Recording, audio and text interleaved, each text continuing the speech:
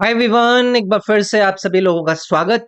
और आज का ये वीडियो थोड़ा सा अलग होगा हमारा, क्योंकि आज बात सिर्फ एसएससी की नहीं करूंगा। आज बात है यूट्यूब पर जितनी भी अफवाहें फैल रही है ना उनकी। पिछले कुछ दिनों से मतलब 48 घंटे से ज्यादा मैंने कई सारे वीडियोस को नोटिस किया, और उससे हमें क्या सुनने को मिला। एसएससी नया वेंडर आ गया है, एडीक्यूटी बाहर हो गया है, पूरा एग्जाम सिस्टम बदल गया है। और कुछ लोग तो ये भी बोल रहे हैं कि एसएससी का एग्जाम अब कोई और कंडक्ट करेगा। प्रॉब्लम क्या है? प्रॉब्लम ये है कि 90% से ज्यादा लोग टेंडर को पढ़े बिना एक्सपर्ट बन के आगे आ रहे हैं, वीडियो बना रहे हैं व्यूज के लिए। और मैं आपको आज इस 189-90 पेजेस का जो टेंडर है ना उसका असली मीनिंग समझाने वाला हूं। तो ये जो हमारा आज का वीडियो होगा ये थोड़ा सा अनकंफर्टेबल होगा, कुछ लोगों को शायद ये अच्छा भी ना लगे, लेकिन सच सबको पता है क्योंकि थोड़ा सा भी कड़वा होता है। तो इसीलिए आज की इस वीडियो में अगर कोई भी ऊपर नीचे चीजें हो जाएं तो मुझे माफ करिएगा। चलिए भाई, अब मुद्दे पर आते हैं। एसएससी नए वेंडर टेंडर को डिकोड करने का काम। तो सबसे पहले हमें ये समझना पड़ेगा कि आजकल यूट्यूब पर ट्रेंड क्या है।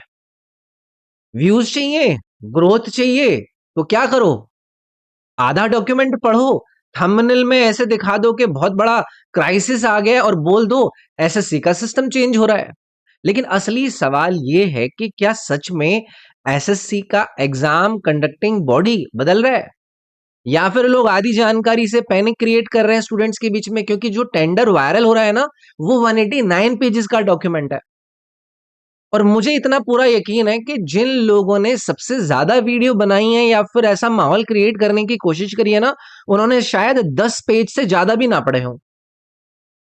ठीक, तो चलिए मैं इस फेक नैरेटिव के आपका रियलिटी सामने रखने की कोशिश करता हूं। मैं आपसे कहता हूं, अब जरा सोचिए आपको पिछले 3-4 दिनों में क्या सुनने को मिला है।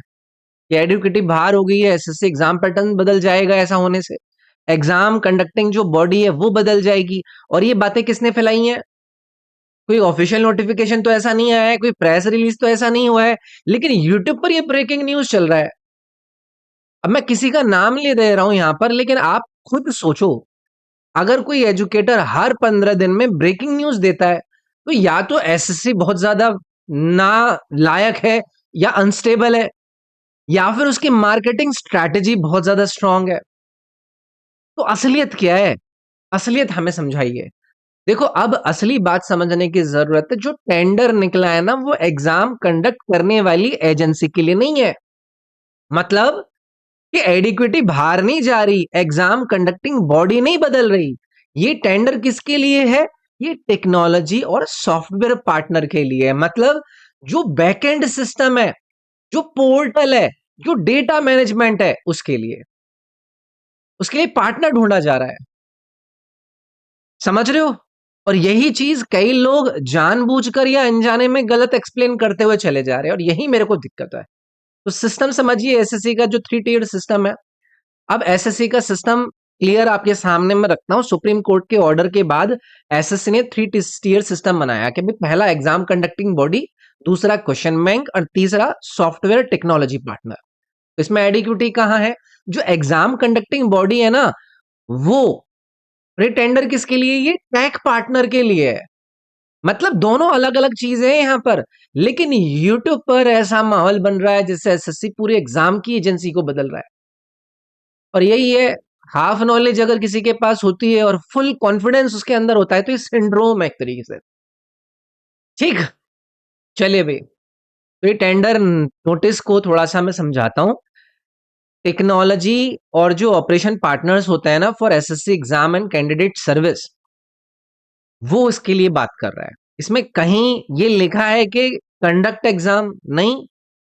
इसमें क्या लिखा है? टेक्नोलॉजी सपोर्ट, कैंडिडेट सर्विसेज, इन पर बात हो रही है।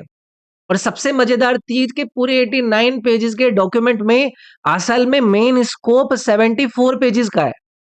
बाकी सब तो लीगल क्लोजेस उन्होंने दिए हैं इसके अंदर। लेकिन यूट्यूब पर क्या कर रहे हैं? ये 189 पेजेस का डर और मिस इन्फॉर्मेशन का एक पहाड़ लोगों के सामने लेकर आ रहे हैं। तो काम करने का स्कोप हमें समझने की जरूरत यहाँ पर देखनी है स्टैंडर्ड के थ्रू कि टेक पार्टनर करेगा क्या। ये एडमिट कार्ड इश्यू करना, एग्जाम के स्टेटस को अपडेट करना, हेल्पलाइन मैनेजमेंट करना, ठीक है। और ये क्या नहीं करेगा, ये सीबीटी कंडक्ट नहीं कराएगा। मतलब एग्जाम कंडक्ट करने का काम अभी भी कंडक्टिंग बॉडी के पास ही है। तो जो लोग बोल रहे थे ना कि एसएससी एग्जाम एजेंसी बदल रही है ना, उनसे एक सवाल मैं यहां पर पूछना चाहता हूं कि क्या आपने स्कोप ऑफ वर्क पढ़ा था इसका? तो स्टूडेंट्स के बेनिफिट्स देखने पड़ेंगे ना। अब इस वेंडर के अंदर स्टूडेंट्स को क्या फायदा मिल रहा है? अब ये टेंडर बुरा नहीं है, असल में इसमें स्टूडेंट्स को फायदा दिया जा रहा है। उनको अपग्रेडेड वेबसाइट दी जा रही है, मोबाइल एप्लीकेशन दिया जा रहा है, डिजी लॉकर का इसमें इंटीग्रेशन कर रहे हैं, रिजल्ट फास्ट आएंगे। मतलब एसएससी धीरे धीरे करके डिजिटल अपना इकोसिस्टम जो है ना उसको इंप्रूव कर रहा है। तो प्रॉब्लम क्या हो गई, इंप्रूवमेंट को उन्होंने क्राइसिस बना दिया यूट्यूब के ऊपर। क्यों? क्योंकि क्राइसिस में तो ज्यादा व्यूज लेने के लिए मिल जाते हैं, ज्यादा मजे आते हैं, स्टूडेंट्स परेशान हो जाते हैं, वो बार बार कमेंट करके पूछते हैं। तो ये एआई और एसएससी का जो इंटीग्रेशन है, इस पर मैं बातें करता हूँ थोड़ी सी कि एसएससी फ्यूचर में क्या करना चाहता है। वो एआई को इंटीग्रेट करना चाहता है, मतलब एआई चैटबॉट हो, ऑटोमेटेड क्वेरी के लिए रिस्पॉन्स हो, इंटेलिजेंट हेल्पलाइन वहां पर बनाई जाए, मतलब स्टूडेंट को 24/7 सपोर्ट दिया जाए। लेकिन ये खबर ट्रेंड नहीं हुई, क्यों? क्योंकि एसआई और एआई का अपग्रेड यहां से व्यू नहीं आते। व्यूज कहां से आते? एसएससी सिस्टम कोलैप्स हो गया, एसएससी ये वो, और वो चेयरमैन सर का वो फोटो लगाकर गेम चले और ये चले वो चले कर देते हैं वो। तो ये गलत बात है भाई, मैं तो ये कहना चाहूंगा। तो ये जो टाइमलाइन है वो हमें समझने की जरूरत है। सबसे बड़ी बात यह है कि एक प्रोसेस ओवरनाइट नहीं होता है।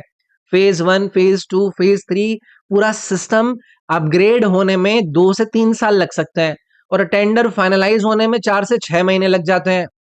मतलब आपकी अपकमिंग एग्जाम पर कोई असर नहीं पड़ेगा इसका, ठीक। तो ये जो फेक मार्केटिंग ट्रैप चल रहा है ना, इससे बचना है।